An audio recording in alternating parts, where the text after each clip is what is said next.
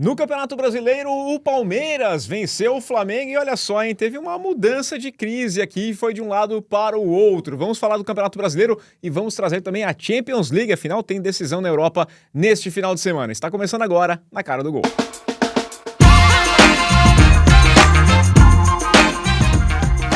Olá, meu amigo, minha amiga, ligados aqui no canal do Gol. Estamos chegando nessa nova edição do nosso podcast Na Cara do Gol. Eu, Rafael Bellatini, na apresentação mais uma vez, contando com participações hoje só locais. Estamos aqui com o Eduardo Massa. Tudo bem, Massa? Olá, Rafael. E estamos com a escalação titular aqui hoje. Formação inicial aqui. Formação inicial. É quase retrô já. Tudo bem, Rodrigo Lebron? Tá tudo bem, bora para mais um. Bora retrô lá. não por causa da idade aqui, não é uma questão de... Embora um pouco também, né? Embora também... Condição física, assim, talvez seja mais para esse lado aqui, né? Mas estamos aqui para falar de Campeonato Brasileiro, falar de Champions League também, mas vamos começar com o Brasileiro. Aliás, que cor que é essa camisa aqui? Eu perguntar para vocês. É verde. É verde, né? É uma cor diferente. E é simbólico. É um verde, mas é... É simbólico, porque o Brasil é verde. É isso que eu tô querendo dizer aqui pra gente começar a falar de Campeonato Brasileiro, com o Palmeiras vencendo o Flamengo por 3-0, um jogo que tinha muita expectativa. Numa semana diferente, porque a gente tinha o Palmeiras perdendo pela Copa Libertadores, e aí, na sexta-feira, saiu até pedido de demissão, fora Abel, não serve mais pra nada, a torcida do Palmeiras fazendo aquela revolução, e aí, no fim das contas... Quantas vezes a gente já repetiu essa história, né? Até milhares. Desde que a gente começou aqui esse podcast, quantas vezes a gente já falou de fim de ciclo do Abel, volta, reinvenção do Abel, má fase com o Abel, faltam títulos... tantas vezes que já tá até chato, né? Eu acho que o torcedor do Palmeiras, às vezes, tem aquela curiosidade que ele só viveu aquilo nos últimos anos e ele quer saber como é que é o sofrimento de não ter aquilo. Saudade daqueles velhos tempos. De vir Salvador um Roger Machado, de vir de novo, né? Um Filipão já no fim de carreira, né? Eu acho que estão com saudade, né? De entrar nessa rotação, Vou né? falar que os rivais estão com saudade disso, tá? Os rivais adorariam que voltasse aquele Palmeiras, né? Porque desde que chegou o Abel não tem muita discussão. E agora a gente está aqui de novo falando de um Palmeiras que não joga um futebol exatamente atraente, mas que acabou de ganhar o vice-líder de 3-0. Aí é um jogo que é um tanto quanto atípico, a gente tem que falar, não é de, voltou o Palmeiras, o Abel tá lá, tá tudo resolvido, mas eu falei de mudar um pouquinho a crise de lado, porque eu acho que joga um pouquinho de pressão pro lado do Flamengo, né? Vou colocar aqui a tabela do Brasileirão até, pra gente discutir aqui neste momento. Agora o Palmeiras tem 7 pontos de vantagem para o Flamengo tem um jogo a menos, né? Tem uma partida ainda por fazer, 16 jogos no campeonato. Mas já é uma vantagem que a gente olha e fala assim, e ganhando no Maracanã, quer dizer, vai ter o outro jogo que vai ser no Allianz Parque, a penúltima rodada do Campeonato Brasileiro, né? Exato, talvez o campeonato já esteja decidido, né? Na antepenúltima, aliás. Ainda nisso do Abel, ontem, acho que ele foi ontem na coletiva, ele disse, a cada jogo que passa eu tô mais perto do fim da minha era do Palmeiras, que ele... Isso é óbvio. O Luxemburgo falava isso aí, né? Quanto mais tempo você está sem perder, mais perto você está da derrota. Exatamente. Porque assim, o Abel, ao mesmo tempo que ele tá confortável no Brasil, eu acho que em algum momento ele vai querer fazer outra coisa da vida, e acho que sim, deve estar perto do fim. Talvez esse seja o último contrato dele, que acho que vai até o fim de 27, eu acho né, que é mais questão da Leila, né? A Leila saindo da presidência, eu acredito que não vai ser... Por mais que ele assine com outro presidente, é a primeira crise e o outro presidente manda embora. Exato, mesmo porque o outro presidente vai querer ser a mesma coisa que o do Flamengo fez, o BAP, eu quero ter a minha impressão aqui, a minha marca. O Abel tá muito atrelado à Leila, então o próximo vai querer ter também ali vamos dizer... ter alguma história no clube, o meu roteiro no clube, eu que escolhi, eu que fiz, enfim. Mas quando a primeira vez que eu abri a tabela, que eu lembrei que tudo bem que o Flamengo tem um jogo a menos, mas a primeira coisa que eu pensei foi: o campeonato acabou. Eu não vou dizer que acabou. Tem um turno inteiro pela frente. Muito tempo, porque né? é raro assim no Brasil um clube abrir tantos pontos, e ainda a gente tá na metade do campeonato, né? E já abriu. O que dá para dizer é que eu acho que ninguém mais chega perto do Flamengo. O Fluminense, eu ainda vislumbrava aí alguma briga, mas o Atlético Paranaense é um clube que subiu da segunda divisão, o Bragantino também não me parece ser um clube que sustenta ali, então eu acho que No máximo, o Flamengo ainda pode alcançar o Palmeiras, mas fora isso, não acredito que mais ninguém tenha essa força. É um pouco polarizado, como nós já discutimos aqui, né? O Fluminense surge ali com a terceira força e parece que vai, toda vez que parece que vai se aproximar ali, estaciona como terceira força, ou seja, tá cumprindo sua função de terceira força, né? No fim de semana, inclusive, teve Podia um jogo ser vice-líder, né? contra o Mirassol, que tá ali embaixo, né? Podia realmente se intrometer nessa briga. Podia ser vice-líder nesse né? momento, podia estar lá. Mas jogou absolutamente nada, né? Sobre o Flamengo, eu acho que a pressão é, acima de tudo, pro Carrascal, né? O Carrascal, para mim, é fim de linha, né? Já não é a primeira vez. Assim como a gente já repetiu aqui sobre o Abel, é impressionante como o Carrascal vai se segurando, tem cobrança em cima do Boto, que vai mantendo. E aí quando parece, não, mas talvez ter mantido ele possa ser uma... E ele vai lá e faz mais uma besteira, né? E para mim é inquestionável a expulsão. Esse lance é sempre expulsão. Não tem, ali acho que não tem nenhum... A única expulsão ali que poderia ter um problema, não alteraria o placar final, que é a do Paulinho, né? Que também deveria ter sido expulso, na minha opinião, mas não mudaria o placar final do jogo, né? O do Carrascal não, o Carrascal foi determinante para esse resultado. Ninguém sabe como terminaria esse duelo, porque era um duelo equilibrado, o Flamengo começou até bem, mas depois que fica com 11 contra 10, é muito difícil nesse nível de enfrentamento às duas melhores equipes do Brasil, você conseguir suportar a pressão, né? E o Palmeiras vai muito tranquilo, porque independente do que acontecer aqui, vai ficar esse tempo de Copa do Mundo na liderança, né? E isso dá uma tranquilidade para trabalhar muito grande, enquanto o Flamengo já vão ter vários questionamentos. O primeiro, certamente, é o Carrascal. Eu acho que o Leonardo Jardim ainda não é questionado, mas já deixou de ser aquele primeiro impacto em que o torcedor estava feliz de ver um time mais vertical, depois de um Felipe Luiz que fazia um estilo de jogo de posse de bola e que muitas vezes não conseguia penetrar, né? Penetração, aquele arame liso, né? E o Flamengo continua tendo esse problema, mesmo com um estilo mais vertical, de muitas vezes criar muito, mas sem levar aquele perigo ou sem transformar isso em chances claras de gol, né? Muito dependente, às vezes, do Pedro, né? Que é um finalizador. Já o Palmeiras, a questão para mim do Palmeiras é que mesmo quando não convence, é um time muito sólido, é um time muito difícil de bater. Então você vê isso nos números. O Flamengo pode ser mais brilhante em alguns momentos, né? Mas ele não tem estabilidade. O Flamengo já perdeu 3 vezes, o Palmeiras só uma, né? E então você vê isso. O Palmeiras, mesmo sem encantar, tá sempre ali muito competitivo. O Flamengo não. O Flamengo tem jogos que merece mesmo perder e que perde como um 3-0 como esse do Palmeiras, né? É muito difícil pensar o Palmeiras sofrendo a mesma coisa, embora aconteça, obviamente, né? Ao longo dessa era Abel já aconteceu algumas vezes. Eu concordo. Eu acho que o grande... É questionável porque a gente vai voltar, como o Rodrigo falou, da decisão de botar o dedo ali no treinador, né? O que o Flamengo melhorou da saída do Felipe Luiz? Também a gente pode olhar pro Rossi e ver problemas no Rossi. A atuação dele foi horrorosa. Sim, e é outro que tem sofrido com uma certa pressão, que era um nome que foi muito importante para o Flamengo, mas que não vive a melhor fase, né? Comentei com o Rodrigo quando cheguei aqui, eu vi, eu não lembro quem foi exatamente que levantou esse detalhe, né? O lado esquerdo do Brasil é bom ninguém se machucar realmente, porque a gente falou hoje cedo, sim. Né? A gente tava vendo os gols, teve um gol ali acho que foi o terceiro, o gol do Paulinho. O Léo Pereira tava lá em cima, de novo no meio de campo.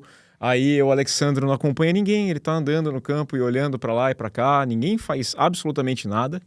E a gente vê um Flamengo que, eu confesso, é competitivo o time com o Jardim? Mas ele não é um dominante como o Flamengo poderia ser pelo elenco que tem, né? Eu acho que, na verdade, o Flamengo tem mostrado pouco com o Leonardo Jardim. Ok, ele às vezes é mais incisivo, mas o Felipe Luiz conseguia ter um time que controlava melhor o jogo, que agora não acontece. Eu sei que muita gente acha chato, um time que toca muito a bola, que fica ali cozinhando, como algumas pessoas pensam, mas eu acho que o Flamengo estava melhor servido quando tinha o Felipe Luiz do que com o Leonardo Jardim, na minha A questão opinião. é que o Felipe Luiz, nessa reta final, também não estava passando Não, mais não tava essa bem. confiança Sim. defensiva. Então, acho que é um problema que transcende aí a questão do técnico, né? É um problema que já vem do Mas aí do tinha elenco um pouco mais de pouquinho controle de desequilibrado. bola. Mas sim, o Felipe Luiz fazia com que o time dominava a maior parte dos seus rivais. O time do Leonardo Jardim, não. Pode Mesmo ser mais contra vertical. equipes mais fracas, o Flamengo tem menor posse de bola de vez em quando, sim. E Isso do Rossi eu queria comentar que... O meme é ótimo. Não, o meme tudo bem, ele realmente sensacional. ele foi que nem um para-brisa na bola. Mas é um exagero tremendo, ele praticamente foi um dos principais jogadores do Flamengo na conquista da Libertadores. Sim, mas aí muito obrigado por tudo. Eu sei que já passou, mas passou pouquíssimo tempo. Ele é um baita goleiro. Pessoal, eu sei que no Brasil a gente tem memória curta, mas acho que não precisava ser tão curta também. O ponto talvez é não ser 8 ou 80, né? O ponto é que ele era o melhor goleiro, falavam em naturalização para a seleção brasileira do Rossi. E agora tá um pouco abaixo. Sim. E aí de repente já não é, talvez ele não seja o cara para a seleção brasileira, ou talvez seja até, né? Tô com a camisa de goleiro aqui justamente para isso, tentar uma chance, né? Quem sabe aí o Ancelotti dá uma olhada aqui na gente. Mas também não é o maior problema. Só que alguns gols empurrar pra dentro, é alguma coisa que exato. Esse que ele empurra pra dentro ficou feio. Entendeu? Ficou e feio. o próprio movimento dele é todo estranho, né? O Neuer fazia umas dessas aqui, mas ele defendia, né? Dificilmente você viu o Neuer só levantar o braço de para-brisa e ficar nessa. Falando ainda de brasileiro, eu queria destacar também o Cruzeiro. O Cruzeiro tá aqui no meio da tabela, mas é interessante você ver o Cruzeiro nono colocado com 23 pontos, o Cruzeiro que estava na zona de rebaixamento lá no começo. O Ficou Cruzeiro, em último, acho que umas 5 rodadas, ou as primeiras 5 ou 6. Começou muito mal. Sim, é a primeira vez que o Cruzeiro aparece na primeira folha aí da classificação, né? Eu não consegui ver o jogo contra a Chapecoense todo, eu vi ali até o gol do Caio Jorge de pênalti, depois não consegui acompanhar. O final do jogo do Cruzeiro não foi bom. Mas você me disse que o Cruzeiro, o final do jogo foi mal, né? Merecia ter, assim, lógico, não vou questionar. Para mim, impedimento não é passivo, o jogador bobeou demais, a Chapecoense foi pra bola, seria o empate do Bolazier, mas o cara foi pra bola, não é inquestionável. Sim. E é um pouquinho mais discutível com relação ao pênalti, porque tem um impedimento de um jogador, que é aquele impedimento pequeno. Para mim, o gesto técnico do jogador que faz o pênalti, que é uma bola na mão, aqueles pênaltis de mão, que é a regra atual, né? Não gosto do pênalti. Mas eu acho que é um gesto que independia do cara atrás dele, né? É só um gesto errado. Mas a arbitragem entendeu que teve influência e marcou. Então, também é outro jogador que não parou. E, como a gente estava vendo antes aqui, o Cruzeiro nos últimos 11 jogos só perdeu um jogo pro Atlético Mineiro no Brasileirão, mesmo por 3-1. Então tá ajustando, né? Demorou muito para começar a entregar bons resultados. Tem ido bem na Libertadores, ganhado o jogo contra o Boca, partidas importantes. Sim, exato. Né? É um time que o Cruzeiro tá melhor, pelo menos nesse período recente, tem tomado poucos gols. Toma ali no máximo um gol, depois ganha de 1-0, jogos justos, mas o Cruzeiro tá bem mais ajustado agora. Eu tenho a minha birra com o Arthur Jorge, não vou negar, mas faz um bom trabalho.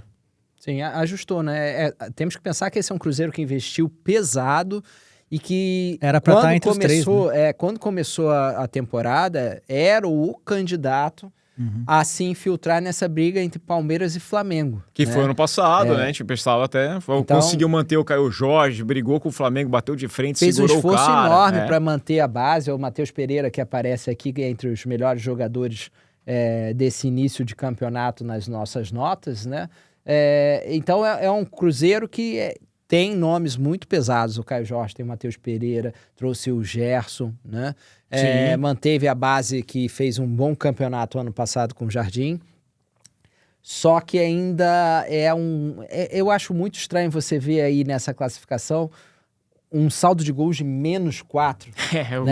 O começo foi, nossa senhora. Então é uma coisa muito, muito estranha. É muito estranho ainda. O Cruzeiro acho que ainda está muito abaixo do que pode trazer, né, para esse campeonato. Mas está mais próximo do que deveria, que é na parte de cima da tabela. Eu não vejo como o Cruzeiro, com esse investimento, com esses jogadores, não tá ali no G8, tá? Ele tem, é obrigação do Cruzeiro estar ali, eu diria que a obrigação tá no G6, o Atlético Paranaense acabou de subir, né? O Red Bull Bragantino não é tão forte assim, ano passado quase foi rebaixado. Teve não é um momentos primor, bem complicados, né? O São Paulo se autodestrói. Nossa, né? é impressionante o São Paulo. É outro time que também você começa a olhar e você fala como gosta de dar tiro no próprio pé. Que time que... O Cruzeiro tinha que estar na frente de todos esses, pelo menos, né? O Bahia é uma decepção também, mas acima desses devia estar, assim como o Curitiba, que também subiu agora, né? O Cruzeiro tem obrigação por tudo que investiu, pelo elenco que tem. É impossível você não pensar no Cruzeiro entre as maiores forças dessa temporada no futebol brasileiro, né? Eu também vejo o Cruzeiro muito bem. Aliás, essa rodada não acabou ainda, né? Nós temos nessa segunda-feira, a gente está gravando na segunda-feira, tem a partida entre Curitiba e Bahia às 8 da noite de Brasília. O Bahia pode se embrenhar ali na quinta posição, né? Junto com o Red Bull Bragantino chegar aos 26 e o Curitiba Aliás, também. É curioso isso, o Massa falou do Atlético Paranaense e o Curitiba também faz um trabalho bem interessante de retorno, né? Bem legal. Aliás, destacar o Josué aqui também, um jogador que é... um belo meio-campista, um grande jogador. Muito bom, acho que é um cara que... primeiro português a fazer gol na segunda divisão e na primeira divisão. Exato, é um jogador bem fora do radar, mas os jogos que eu vi... A perna esquerda ali, belo jogador, joga bem. E falando em destaques individuais, olha ali o Viveiros, né? O melhor atacante do Brasil. Melhor atacante do Brasil. Ele mesmo disse que ele era o melhor atacante do Brasil e tá, nesse momento, falou e fez. Então, por Não sei se vai continuar ali, É né? ruim quando o cara fala isso aí e depois tropeça na bola, mas enquanto isso ele tá certinho. Um dos gols dele, ontem ele tropeçou na bola, mas conseguiu consertar o gramado do... Era onde que era o estádio do Remo, tá bem ruim o gramado. O gramado lá no Mangueirão é complicado. Só um detalhe aqui, uma curiosidade, né? O brasileiro não costuma ter artilheiros estrangeiros, né? A gente teve o Cano recentemente, né? Mas antes disso, nós só tivemos um artilheiro que não era brasileiro. Se não me engano, era o Pedro Rocha. Era o Pedro Rocha nos anos 70, sim. A gente o Tevez foi vice-artilheiro, ficou atrás do Romário. Eu vou dizer que é 74, mas eu já não sei se a minha memória me trai, mas eu acho que foi por aí. O time mais veterano lembra de 74, mas não lembra exatamente se era 74. Essa é a formação veterana do programa. E indo mais lá para baixo na tabela, eu queria destacar dois times pra gente 72, só aqui parando, 72, Pedro Rocha, e foi artilheiro, não foi isolado, porque foi empatado com o Dadá Maravilha, né? Tudo bem. Justo ali, mas estava na artilharia. Olhando dois alvinegros que estão lá embaixo, que eu quero destacar mais, né? Hoje o Vasco e o Santos. Um alvinegro, quer dizer, dois alvinegros estão um pouquinho acima, o Atlético Mineiro e o Corinthians. Dois times que não podem bobear, o Atlético Mineiro também com muitos altos e baixos, o Corinthians um time estranho, né? Na Libertadores tá tranquilo, passeou e dentro do Brasileirão sofrendo, mas conseguiu uma vitória importante no domingo, né, com o gol do Zaccaria aqui, né, gostei do Diniz falando que não conhecia o jogador e é um belo tapa na cara do Dorival, aparentemente, o pessoal comenta bastante isso, porque o Dorival não queria o jogador, porque era indicação do Memphis simplesmente, não observou, não deu tempo para ele, e aí o Diniz falou, eu também nunca tinha visto ele jogar, agora eu tô vendo, e tá colocando... O Dorival não conhecia e foi embora sem conhecer, Foi embora sem conhecer, e aí o Diniz tá dando um tempo pro cara, todo mundo falava que no treino ele batia bem na bola, e ontem o gol dele foi bonito. Bonito, né, uma batida boa, mas o ponto que eu quero trazer aqui é Vasco e Santos. Jesus. São dois times, o Vasco num momento... que teve seus bons momentos com o Renato. Mas o ciclo do Renato... O Renato, o ciclo atual do Renato, as pessoas falam do ciclo do Diniz, né? O Renato Gaúcho é um técnico que dentro da realidade brasileira, eu acho que é um técnico acima da média. Vamos dizer que a concorrência não é assim alta, tá? Mas eu sinto cada vez mais que já deu, ele já passou a fase dele. Não tá afim de ficar disso aqui, mas... O Renato parece não ter energia para encarar essa rotina, uma rotina muito pesada, né, do futebol brasileiro, e eu sinto o desgaste chegar muito rápido né? Você vê que quando ele entra no Vasco, ele dá uma renovada, ele dá uma A ajeitada. entrevista dele de apresentação foi maravilhosa, alto astral, contente, Nossa, fazendo ele brincadeira, tá motivado. ótimo. Eu falei, pô, Você voltou, vê essa Renato, hein? motivação ir para o campo, né? Você vê isso ir para o campo. E o Renato tem essa capacidade, ele é um técnico que costumava agregar muito o grupo, né? Tirar muito de jogadores, principalmente jogadores de frente, para trazer aquela confiança, né? E ele já começa a se sabotar quando ele começa a falar mal dos próprios jogadores, uma coisa que antigamente ele fazia com muito... Blindava bem, né? Ele era o foco das atenções. Ele já começa falando mal dos colombianos, os jogadores que estão lá. O Andrés Gomes é um jogador fundamental para o Vasco, né? E ele já começa dizendo que ele tem um monte de problemas e começa a colocar o jogador para baixo, e daqui a pouco ele está discutindo porque ele não vai para a Sul-Americana, e depois chega numa semana dessa, ele poupa na Sul-Americana num jogo importantíssimo contra o Olímpia, né? E no fim de semana ele tem uma pressão imensa para jogar bem, porque ele descansou seus principais jogadores, né? E toma de 3, né? Em casa, né? E podia ser 4 que o Sacha perdeu um pênalti ainda. Então podia foi ser 4-0. foi um massacre. O Vasco agora... até Tomou copinha na cabeça. Um amigo meu vascaíno disse que o Vasco tem jogado para ser goleado e tem sido goleado. É exatamente E aí mostra com lógica, né? Poupar o time, porque um time cansado não teria o desempenho que teve. Você imagina como seria o Vasco cansado contra o Red Bull Bragantino. Né? Aliás, a torcida ter arremessado copos nele e xingado é uma coisa tão rara, né? Mesmo com o Diniz, que as pessoas geralmente tinham ali uma paciência curta, a gente nunca viu isso. Mas acho que isso às vezes mexe com o brasileiro, isso do treinador ter essa atitude de poupar jogadores. O Brasil, a gente não está acostumado com isso. O No pessoal máximo, falou, o técnico sai 2 home ou office, 3. né? Também. O técnico home office ele trabalha não tá meia funcionando. semana e depois entrega isso, é complicado. Eu acho que é uma coisa que às vezes... E a personalidade, sei lá, se né? fosse tudo bem, se o meu time tivesse classificado e tivesse que ir pra Bolívia ou sei lá o quê, ok, eu não me importaria do treinador não ir, mas o Vasco podia ter assumido a liderança do grupo, foi lá, não conseguiu e eu depois acho que o torcedor apanha. do Vasco, no geral, ele tá chegando num ponto de limite, ebulição, assim, né? Sim. Ele não aguenta mais, porque são muitos anos do time não conseguindo, e aí quando você acha que vai dar uma pontinha de esperança e começa o trabalho bem com o Renato, já vai tudo para baixo de novo. Então, sei lá, aquela dosezinha de esperança que o Diniz deu pro time no ano passado, chegando numa final, né? Ele falou, não, mas quem sabe, a gente vai se reencontrar aqui, vai dar certo. Aí começa mal de novo, aí vem o Renato, e agora não vai, aí ele tá meio que cansou, né? Tá jogando pro alto. E a personalidade do Renato não ajuda, né? Porque o Renato, quando chega com essa, como ele falou, tesão, né? Ele falou que tava com tesão, tanto que né? ele falou, é isso aí. E ele parecia mesmo estar, assim, mais jovial do que na reta final do Fluminense, onde ele pede, é bom lembrar, o Fluminense fazia uma temporada boa ano passado, ninguém queria derrubar o Renato, ele sai porque ele está cansado, ele surpreende ao fazer isso. Ele sai do nada, né? Contra o Lanús.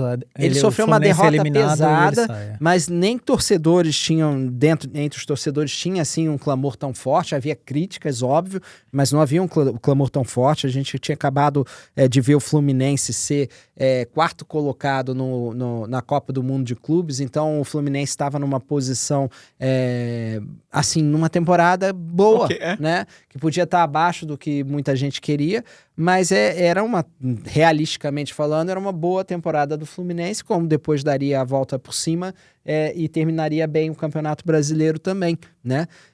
E o que acontece? Ele estava cansado e esse cansaço bateu rápido no Vasco.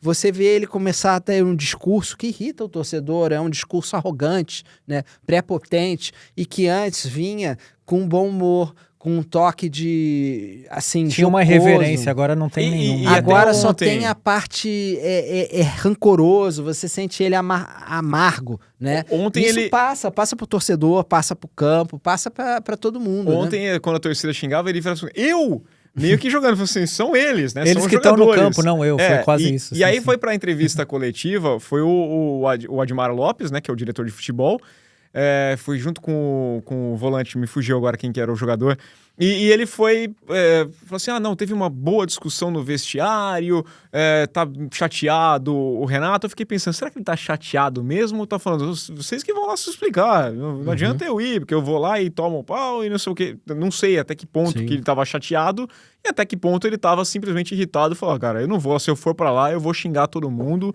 e vou jogar todo mundo debaixo do ônibus mesmo. O treinador no Brasil não aparecer numa coletiva, olha, é uma raridade. É, então, e aí a entrevista foi assim. muito cheio de dedos, né? O Admar falando muito assim, olha, não, a gente teve uma conversa boa, a gente quer deixar claro que nós estamos juntos com o Renato e a gente geralmente quando que tem não esse discurso, a gente sabe pra onde é que vai, né?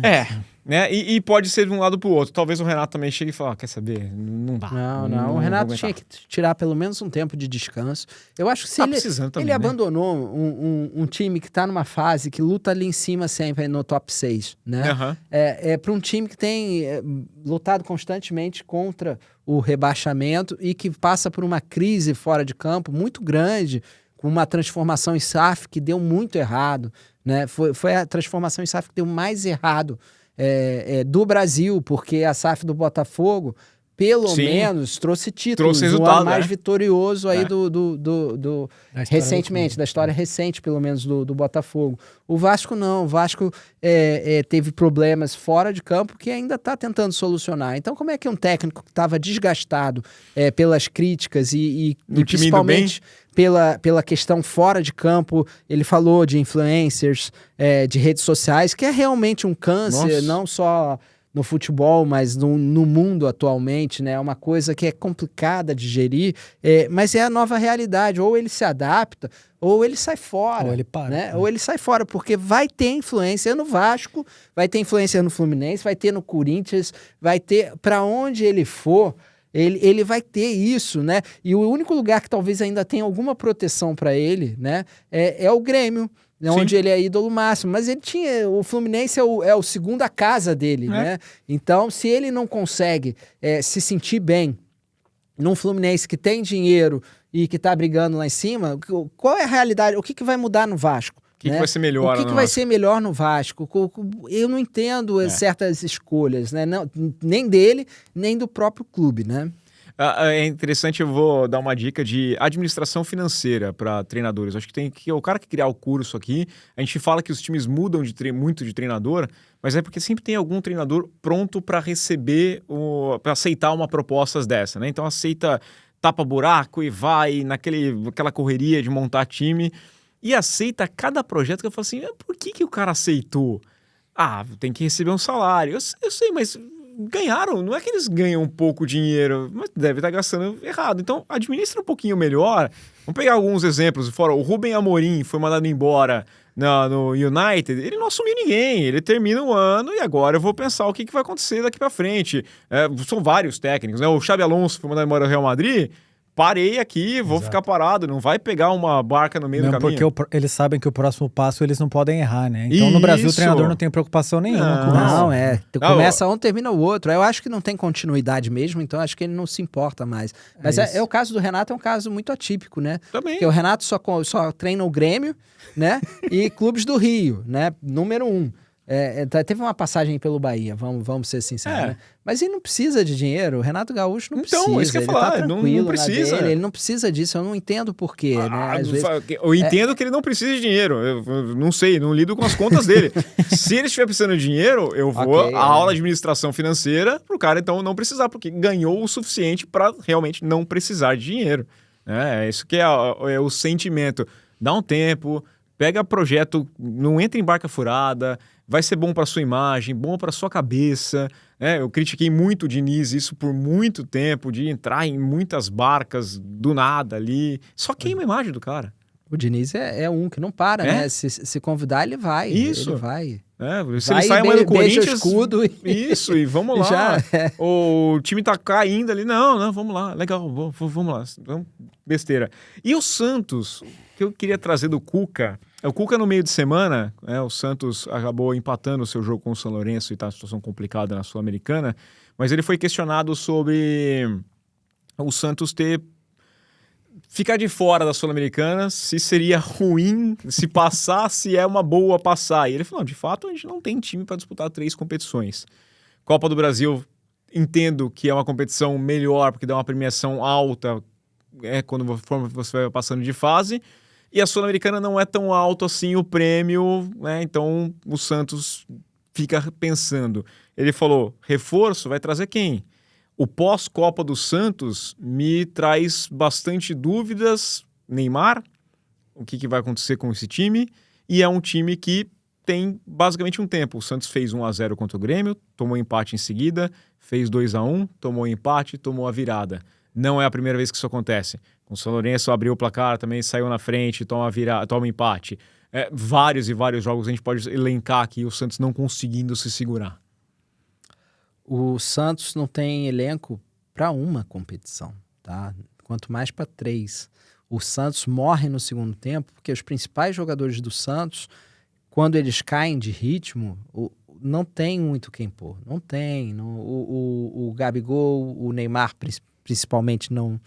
Esse ano é um Neymar que está pior do que no ano passado para mim, tá? No pouco que ele jogou no ano passado. Foi muito importante no final. Foi importante pro Santos. Nesse ano eu vejo o Santos... Os melhores momentos do Santos são sem o Neymar, na maior parte dos jogos, são sem o Neymar, o que me preocupa também pensando em seleção brasileira. Mas são 60, né? 70 minutos ainda assim, né? Sim, e é isso. Então, quando termina o gás desses jogadores, o Bom Tempo, o Gabigol, o Neymar, o Rohraiser, você não tem muita opção, né? Então, o Santos hoje é um elenco limitadíssimo e preocupa muito, porque olha ali nessa tabela, eu vejo o Mirassol é um time que se recuperou completamente na temporada, finalmente se reencontrou, né? Venceu o Fluminense que estava ali em terceiro, tá bem na Libertadores. Tá classificado já, eu acho que esse Mirassol vai dar um salto aqui, tá, nessa tabela. Essa pausa para a Copa pode ser muito boa para eles, eles podem aproveitar bem esse período. O Remo também é um time que se reencontrou, tá? Então é um time que não necessariamente vai ficar ali embaixo, embora esteja claramente entre os favoritos, a estar entre os 4 rebaixados. Vai dar trabalho para muita gente ainda, principalmente lá, né? Só a Chape foi e a Chape ainda dá uma atrapalhadinha nos jogos, vai tirar alguns pontos ainda. Ou seja, o Santos está brigando ali, ó. Se você parar para pensar que o Mirassol tem um jogo a menos e pode até passar o Santos, a briga com o Santos é ali por essas 3 vagas, cada vez mais claro, né? Isso. E é muito os rivais do Santos. Olha quem está ali em cima, o Vasco, que tem problemas, mas tem um elenco melhor do que os do Santos, e eu vou te dizer, eu acho que é bem melhor do que o do Santos, tá? O Corinthians, que não tem comparação com... venceu a Copa do Brasil, o Corinthians tem um 11 muito bom, é aquilo que a gente já conversou, não tem banco, mas tem um time titular bom. O Atlético Mineiro, que não confio que vai estar aí o resto, está começando a se ajeitar também. O Grêmio e o Inter não são brilhantes, mas também já passou muito da instabilidade, ou seja, eu acho que eles vão ficar ali no meio da tabela. O Vitória, que já conseguiu... E jogando em casa tem sido... Jogando em casa, está vencendo todo mundo jogando em casa, né? E é um Vitória bem valente. Eu acho muito difícil o Vitória cair, porque em casa é muito forte, né? Então, quem é que tá brigando ali com o Santos? É só gente que eu acho... Gente que tá melhor que o Santos. O Santos parece estar no lugar dele, né? E olhe lá, né? Porque o Mirassol, talvez eu esteja hoje vendo o Mirassol no momento mais apontado para cima, a setinha, do que o Santos. O Mirassol me lembra um pouco o que o Vojvoda fez no Fortaleza, aquele ano que foi. Sim. Eles não conseguiram conciliar a Libertadores com o Brasileirão. Acabou, acho que naquela Libertadores, acho que eles passaram também e caíram nas oitavas, se eu não estou enganado. O que pode ser o que aconteça com o Mirassol também, mas o Mirassol também está acertado e é estável. Eles não vão mandar o Guanais embora, não tem crise política. O Santos tem toda a crise política, e eu acho que um problema que o Santos tem muito no elenco é que ou é garoto ou é jogador muito velho. Então fica ali um elenco muito desbalanceado. E Gabriel, o bom tempo, joga bem, mas aí o Gabigol também não aguenta o jogo todo. Então, e o velho, complicado. que seria mais a experiência para trazer, que seria o caso do Neymar, né? Uhum. Você tem um certo problema, porque o Neymar basicamente trabalhou nesse primeiro semestre para ir para a Copa do Mundo. Sim. E ok, conseguiu. Isso aqui é outra discussão que a gente já teve. Para mim, tá lá. E o que vai ser o próximo semestre? E aí, no que o Santos vai se apoiar? O Santos tem problemas financeiros. O próprio Cuca levanta essa questão. Vai conseguir trazer? Com que dinheiro? Quem que tem no mercado pra gente trazer? Então, Não é um vai elenco que tá trazer, mal né? construído desde o ano passado. Uhum. Isso aqui foi... O ano passado trouxeram o Neymar e aí foram decidir quem ia ser o técnico.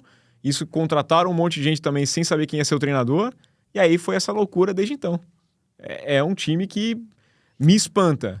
O Gabigol, parabéns pro Gabigol, tem jogado bem, tem sido importante. Mesmo nessa bagunça, o Gabigol tem conseguido jogar O bem. que me faz ficar ainda mais em dúvida do que o Santos fez contra o Curitiba, né? O Cuca decidiu deixar o Gabigol de fora daquele time Deixou no primeiro banco, tempo, sim, mas sim, deixou sim. no banco.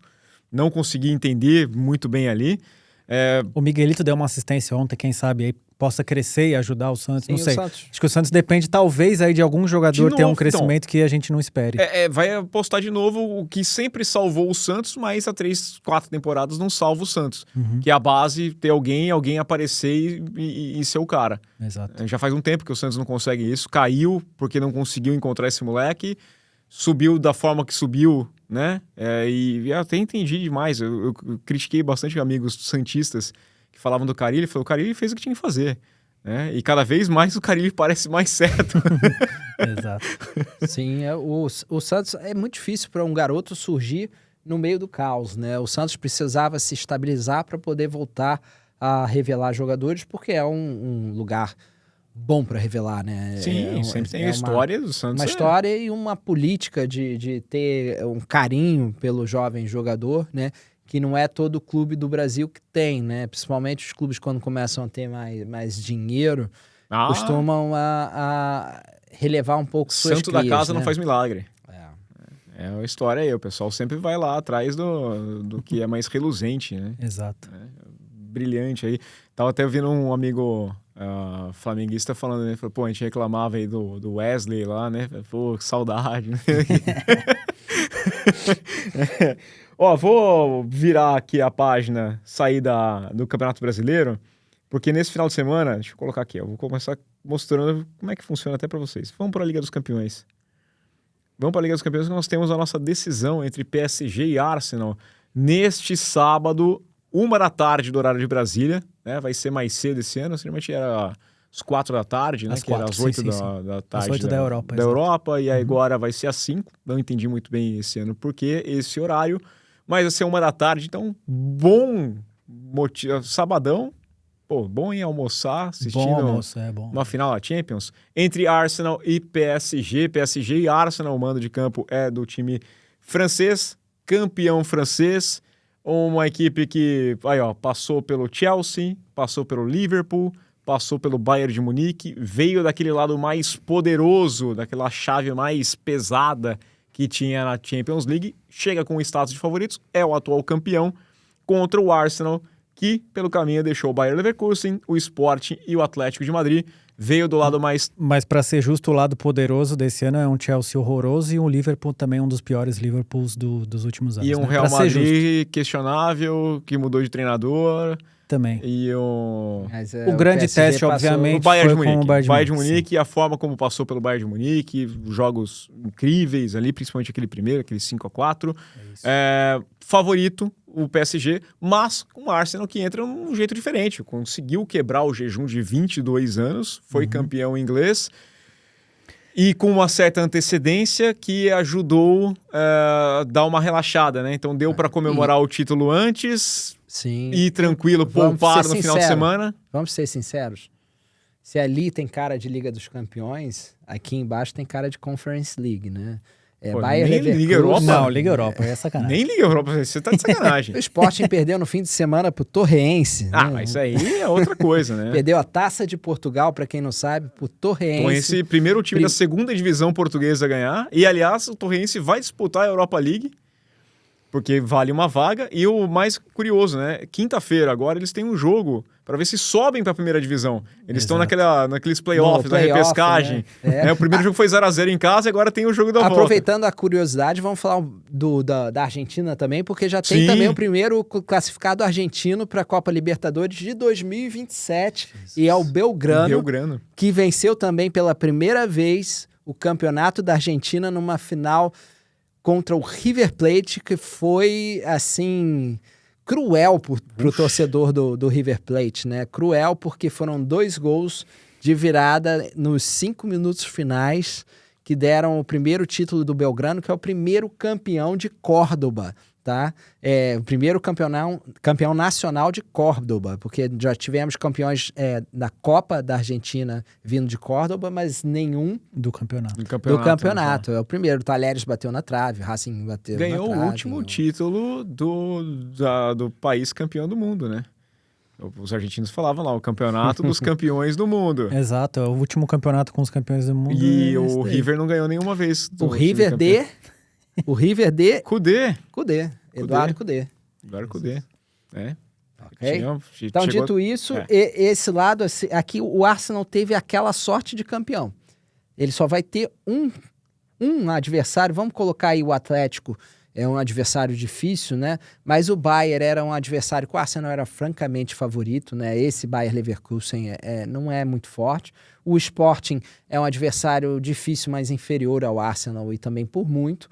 O Atlético de Madrid era o único mais de igual para igual, que é um time ainda muito irregular, essa nova versão do Atlético. Vou falar um adendo aqui, o Arsenal invicto no campeonato e inclusive tendo vencido o próprio Bayern de Munique. Então o Arsenal está com aquele caminho que faz muitos campeões, né? Porque às vezes chega aquele timaço, por exemplo, esse Bayern de Munique, né? Um belo de um time, mas assim, pega um PSG e você sabe que as chances são ali meio a meio e o PSG foi melhor. Agora o Arsenal só vai ter um jogo para enfrentar o PSG. O PSG, para mim, é mais forte, mas aqui eu vejo um estilo muito diferente, né? Enquanto o Arsenal é aquele time sólido, difícil de ser batido, o PSG é aquele time que pode perder qualquer jogo, mas pode ganhar e golear qualquer rival, né? Então é um time certamente mais vistoso do PSG, né? Mas eu prevejo aí um jogo bastante duro, né? O que você acha, Rodrigo? Eu tava pensando nesse jogo hoje. Assim, o PSG mostrou também que o Luiz Henrique tem a capacidade de fazer esse time defender se ele precisar muito, que é o que ele fez contra o Bayern de Munique. Eu diria que o PSG talvez faça igual esses últimos jogos contra o Bayern. Os primeiros 15 minutos tente ali amassar mesmo, conseguir marcar um gol. Se conseguir, depois eu acho que ele não vai se expor tanto, mas se tem um time que sabe defender bem, é o Arsenal e vai ter que botar tudo para jogo nessa partida contra o PSG. Também vejo um leve favoritismo para os franceses por conta do poderio ofensivo. Mas o Arsenal pode ser campeão e eu acho que o que é importante o Arsenal tirou aquele peso enorme que era ganhar o campeonato. Se o Arsenal chega para essa final tendo entregado a paçoca no inglês, era uma coisa totalmente diferente. Ia ser o jogo para salvar a temporada, já com questionamento, e até o Arteta salvar o emprego dele, né? Mas o PSG também chega leve, né? Mas o PSG sempre chega leve, né? Não, ano passado não quero era ganhar o primeiro título. Não, quero ganhar a primeira Champions. O PSG chegou várias vezes batendo ali na trave nessa história recente, inclusive com o Neymar. Perdeu aquela final lá e bateu na trave, mas o Arsenal e com aquela questão de obrigação de ser campeão da Liga dos Campeões. Agora eles não têm obrigação de ser campeões. Eles são favoritos, mas não têm obrigação. Eles estão leves, eles são atuais campeões. Sim, eu acho que a pressão, todos os títulos, a pressão mudava, né, mais pro lado do Arsenal realmente. Ali podia ser um cenário completamente diferente. Mas conseguiu tirar esse peso. Sim. Acho que os dois times estão leves, sinceramente. Os times estão... Isso talvez traga um bom jogo, não sei. Eu acho que mas eu invariavelmente final, jogo único vai ser um jogo ruim. Exato. A tendência é sempre essa, porque na final passada mesmo, né? A Inter não deu nem graça. O PSG passou o carro, começa com aquela intensidade, passou o carro, achou o buraco e acabou com o jogo muito facilmente.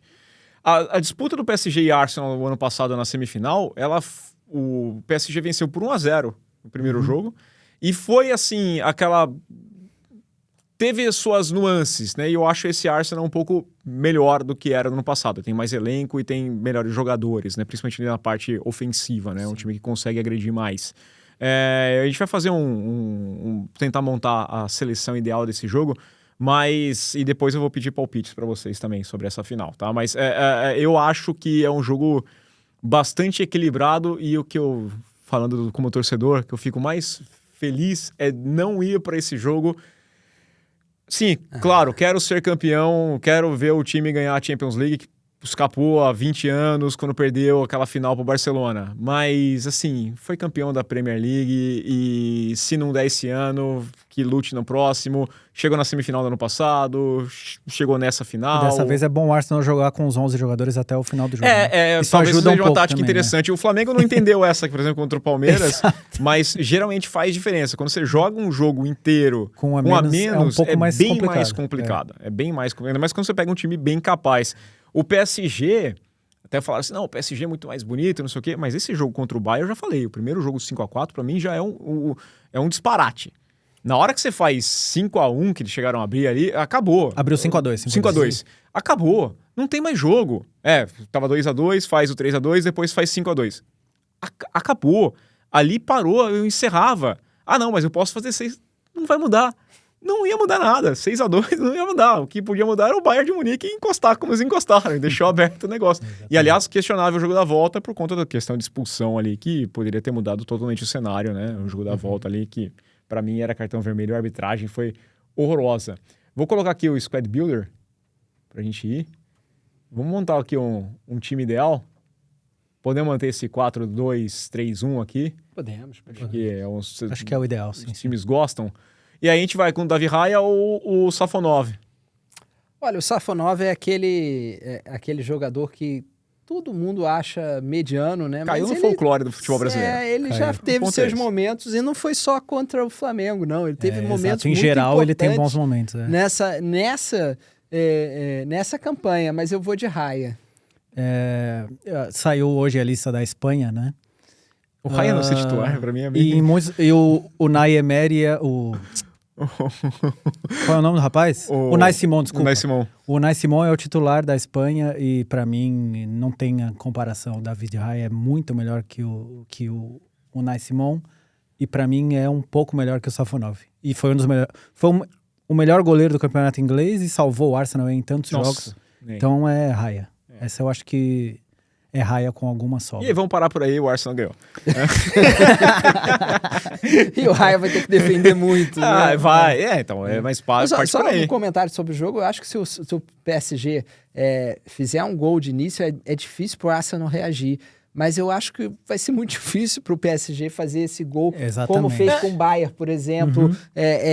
Atacar não vai ser fácil. O Arsenal vai tentar, de todas as formas, anular uma coisa que eu acho que assim... os pontas e o meio do... O PSG não pode fazer um gol e achar que tá decidido. Um gol, eu acho que não muda essas coisas, porque o Arsenal hoje tem um poder ofensivo um pouco melhor, pode achar um gol, uma jogada com o Saka pelos lados, pode virar. Mas se abrir, toma mais, né? Então, mas o Arsenal não se abre. O Arsenal não abre, o Arsenal pode tomar 2-0 que não abre. Então, a questão é essa, ele não vai abrir, não é que vai subir todo mundo, né? Não é a Inter que acabou, não, os laterais vão subir, não, vai ficar ali o Saliba, o Gabriel, vai ficar todo mundo travadinho ali, normal, e vai só com aqueles caras do ataque realmente jogar. Então eu não acho nem que um gol no começo do jogo defina a partida. Essa é a minha sensação. Por mais que, lógico... Eu acho que não desestabiliza o Arsenal de maneira... Eu acho que vai continuar jogando do mesmo jeito aqui. Vamos lá, lateral direito, o Hakimi vai ter condição? Aparentemente voltou a treinar. Ele voltou a treinar, aparentemente joga. Então a vaga é dele. O Timber treinou, se o Timber jogar é uma boa pro Arsenal, mas o Hakimi é melhor. O Timber é muito bom. Opa, olha aí bateu o dedo. Bateu o dedo, peraí. Calma aí que eu me atrapalhei. O Timber quer muito jogar esse jogo aí, ó. Não, eu jogo de zagueiro, não tem problema. Arranjo ali, ó. Mostrou vontade aqui, ó. O Hakimi ganharia essa disputa contra praticamente... Acho que nenhum outro lateral direito conseguiria roubar essa vaga do Hakimi pra mim. Aliás, nem da esquerda, né? Vamos continuar aí, mas... não. Zagueiro pela direita, Marquinhos contra Saliba. Difícil, hein?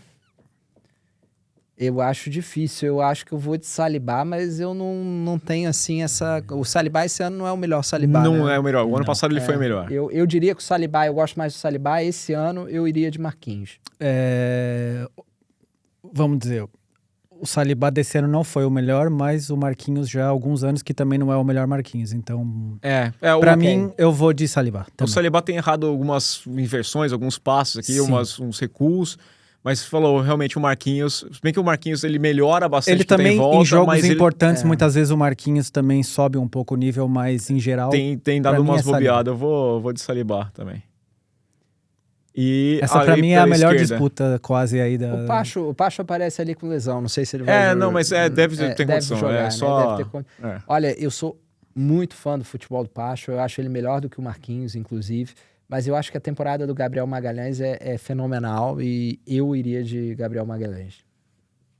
Muito bem, eu confesso que eu não tinha dúvida, que eu também gosto muito do Pacho, mas pra mim o Gabriel Magalhães... é o melhor zagueiro do futebol brasileiro hoje e um dos melhores do mundo. Para mim, é Gabriel Magalhães. Tem que aparecer na lista da FIFA, tem que ser colocado nessas listas de melhores de seleção do ano. A época que ele fez, a temporada que ele fez, ela é... aliás, eu acho estranho, eu acho que é de quem não vê tantos os jogos, botar o Saliba à frente do Gabriel Magalhães hoje, né? Sim, principalmente esse ano.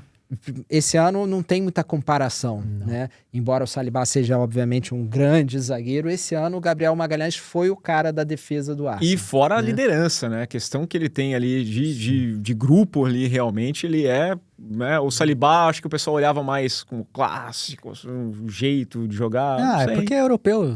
Também tem uma coisa que eu gosto muito do Gabriel Magalhães é aquela última salvada dele, que ele tem muitas vezes, que ele tem um tempo de bola perfeito. Ele ajoelha ali, mão pra trás. A mecânica dele é muito boa, né? Mão pra trás, rapidamente, pra não ter risco, e ele... E dá aquela esticada. Isso Parece goleiro de handball, só que ao invés de abrir os braços, ele trava aqui atrás. Exatamente, ou goleiro de hóquei, sei lá. Futsal, né? Impressionante, sim. E vamos lá, se ali na lateral direita o Hakimi sobra, na lateral esquerda não tem nem comparação. Essa não precisa nem ter a votação. Essa é o maior desnível, acho que de todos de todas as posições em campo. De todas as posições, o Nuno Mendes é o melhor lateral esquerdo do mundo.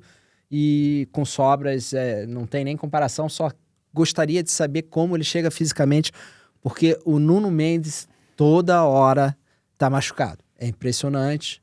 E é um jogador que depende muito da forma física, né? Mas pra mim é o melhor lateral esquerdo do mundo. Podia estar fora da final pelo vermelho, né? Eu acho que também tem isso. Podia estar fora dessa final, hein? Que coisa. Não, eu acho que o Nuno Mendes, ele para mim, ele herda aquela herança, né, do Roberto Carlos, Marcelo, foram por muitos anos os melhores laterais esquerdos, né? E eu acho que o Nuno Mendes é o cara dessa geração na lateral esquerda. Gosto muito dele. Se ele conseguir se manter fisicamente bem, ele vai ser por muitos anos o melhor lateral esquerdo no mundo.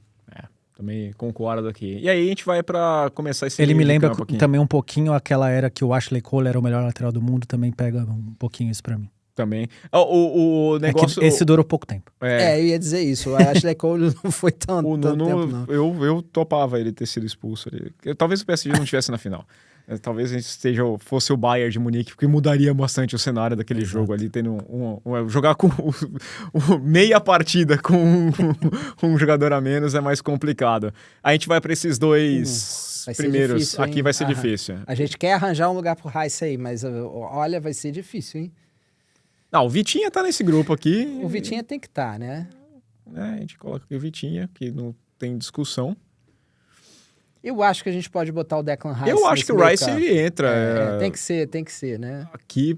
Quem é o terceiro nome? Eu acho que eu escalaria o Rice, ou pode ser o Vitinha, vai avançar o Vitinha também, mas eu acho que o Vitinha e o Rice, esses dois não podem sair, e aí a gente tem que escolher o terceiro homem do meio campo. Pra mim é isso. Acho que é bela temporada do Rice, mais uma vez.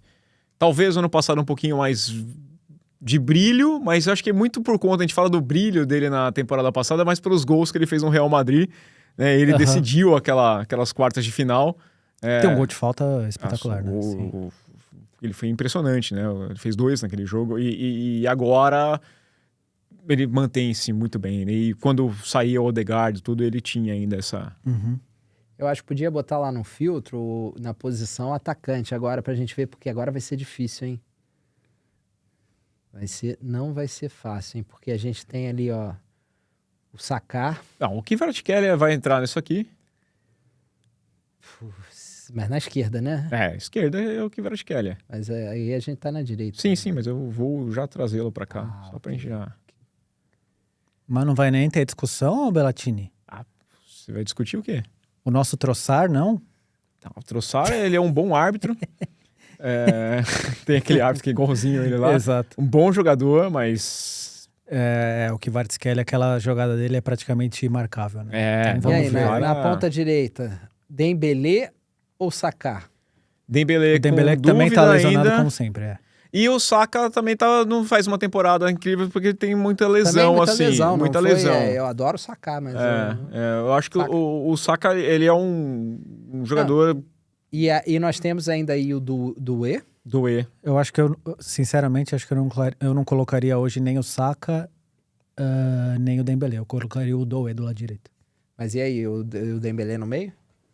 O Dembélé O joga ali, né? último ali a gente decide depois. Eu botaria a dupla Doué e Dembélé. Será? Sim, eu não vejo quem pode... Opa, peraí que me atrapalhei. Eu não vejo quem pode ganhar... Quem poderia ganhar o lugar deles no ataque só o Saka, que não teve assim a temporada das mais brilhantes. Vocês vão menosprezar o Gyökeres. Eu tô falando ali no ataque, no centro do ataque, não tá. ali de meio campo, tá? Calma, Bellatini. Eu botaria o Dembélé no centro do ataque. Sim, entre Gyökeres e Dembélé, eu não tenho dúvida para Dembélé. Por mais que eu acho o Gyökeres um bom jogador, eu acho que eu não tenho dúvida. Dembélé aqui? Dembélé no centro do ataque, não aí no meio. No meio, acho que a gente tem que discutir quem entra ali, né? Eu acho justo também. A não ser que a gente improvise aí um Saka aí nesse quarteto ofensivo, né? Traz o Doué pra cá, pro meio, que ele faz à esquerda e também faz. Pode ser também. Também E pode ser botar um Saka ali. Um Saka aqui do lado direito.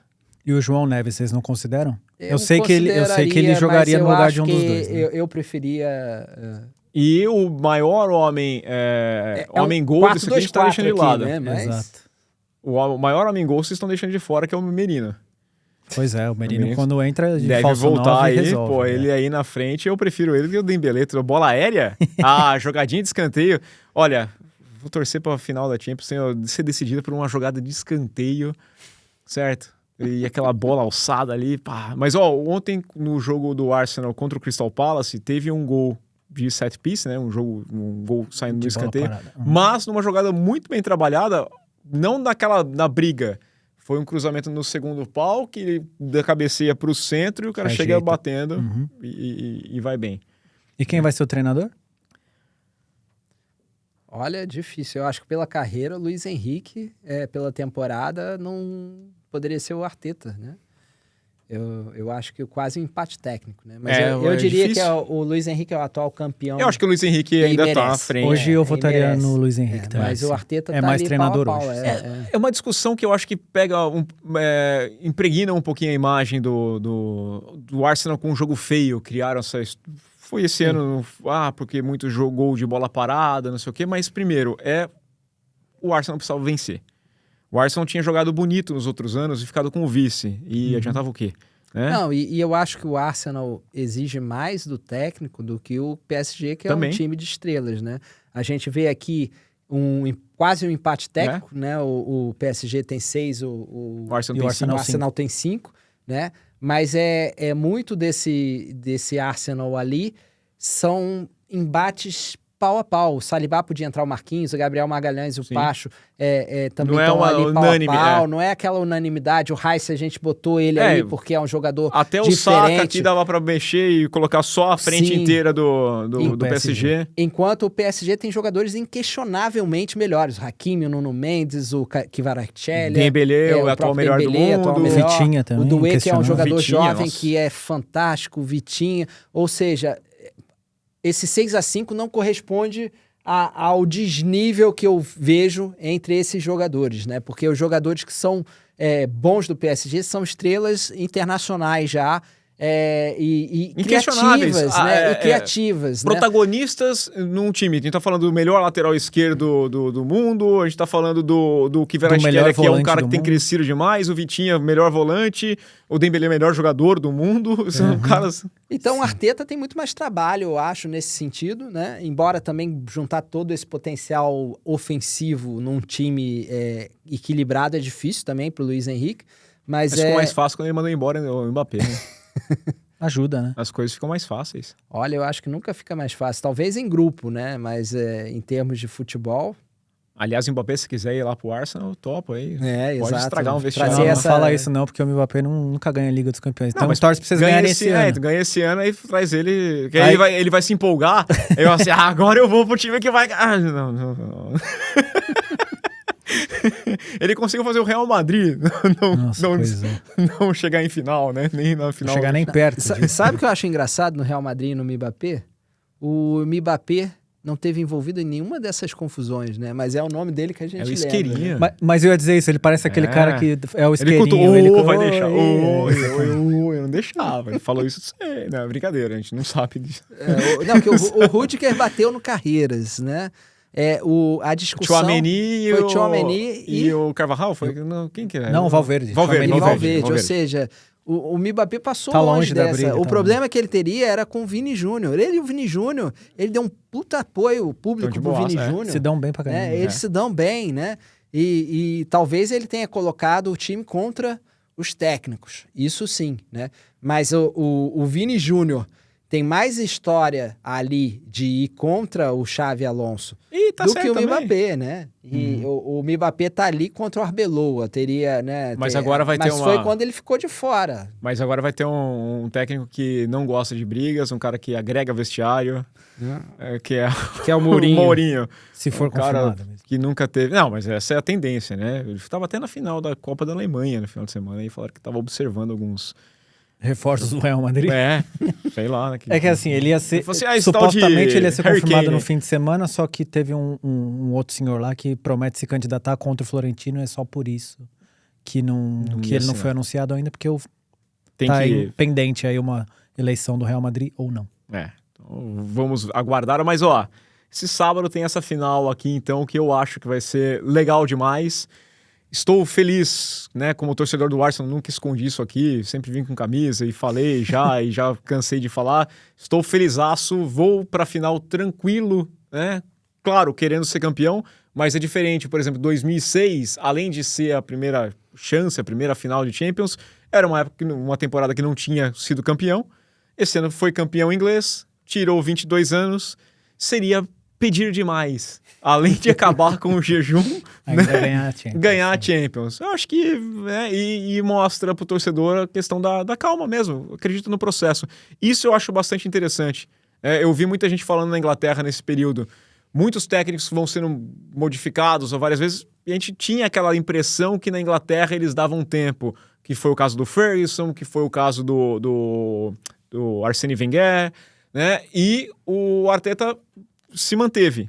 O Arteta tem uma passagem muito importante, porque ele é contratado, o time termina em 8º, mas já era meio de temporada quando ele chega e ganha a Copa da Inglaterra. Aí depois ele fica em 8º de novo. E depois fica fora da Champions mais uma vez. E depois ele começa a sequência de vice-campeonato. Seria fácil entender que não vai dar. Então ele vendeu um projeto dentro lá do Arsenal para os donos, né, para o Kroken, né, para o grupo que é dono, é um grupo americano. Falou assim, olha, tem uma janela ali na frente entre 2023 e 2027 que a gente vai ter talvez uma queda do Salah, que está saindo, o Klopp talvez saia, o Guardiola tá aí, mas já vem num bom tempo, talvez saia do time, a gente vai ter uma transição e vai achar uma brecha para ganhar esse título. Bateu na trave, e aí conquista a taça, mas é acreditar num projeto. Um projeto que o Unai Emery não teve essa mesma paciência dentro do Arsenal, né? Sim, também. Mas eu acho que talvez ele não tenha conseguido vender. Porque o Arteta fez tá vendo? É isso aqui. Ele conseguiu convencer de que ele era o cara certo. Vamos tirar esses jogadores que estão aqui, salários altos, o Ozil, ele bateu o pé e falou, não, vai sair o Ozil, vai sair o Aubameyang, saiu o Lacazette, saiu jogadores que ganhavam bastante. Quero gastar pouco, contratar jogadores até 40 milhões, faz um investimento um pouquinho mais no Odegaard quando valia ali, porque ele já tinha mostrado dentro do time. E vamos atrás de jogadores assim para render lá na frente. Né? Então é diferente. O Unai Emery chegou talvez vendendo o resultado imediato. E aí vai para a final da Europa League e toma um sacode. Pô, o cara não consegue ganhar, né? O que sempre foi a especialidade dele, e é a especialidade dele, né? Continua sendo. E o time não tava engrenando. Então acho que a venda ali do projeto, parte dos dois lados, né? O cara comprar e, quem sabe, vender também. O Arteta conseguiu vender. Eu falei aqui na redação, já fiquei muito feliz de ver o Arteta levantar o troféu, porque é um cara que sofreu como jogador também. Também. Né? Passou ali naqueles anos que não ganhava nada no Arsenal e aí finalmente levanta essa taça. Palpite para final, Massa. Palpite para final, 2-1 PSG.